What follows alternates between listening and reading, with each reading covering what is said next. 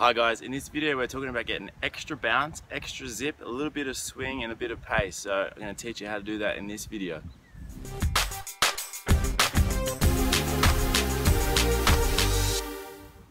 Hi guys, so the best thing that you can do to get a little bit of extra bounce, a little bit of extra zip, a little bit of swing as well and a bit of pace is to have a good wrist position, a good wrist snap and a good wrist cock when you're coming in and bowling that ball. So when you're coming over and you're bowling that ball, you really want to go really strong with that wrist position, and that's going to allow you to get behind the ball so you can swing the ball. You're going to keep that seam up nice and straight so you can get a little bit of seam movement, a little bit of zip, and if you're flicking down hard on that ball from a nice high position, you can get a little bit of extra bounce as well and really come off the wicket nicely. So I'll show you a few tips, a few drills on how to do that.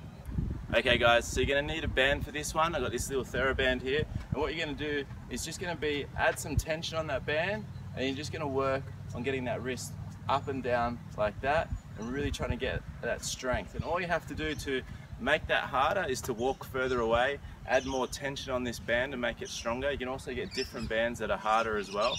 So all you're really working on is just getting that nice good cock position and real quick snap, and you're just working that strength in those muscles there.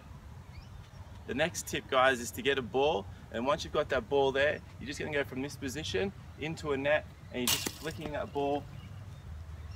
And you're just flicking that ball like that, just flicking the ball into the net. Practice that, practice it from a short distance, then try and get further and further away. The next step is to go into your bowling position, up in that position there, and just really work on that flick position. And then try and get that flick position happening all the way down to the stumps where you can do it from a nice long pitch.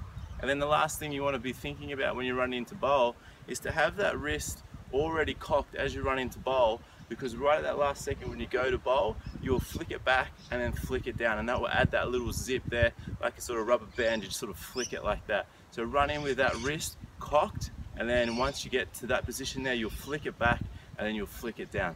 So I hope that helps guys. If you got any questions, please let us know.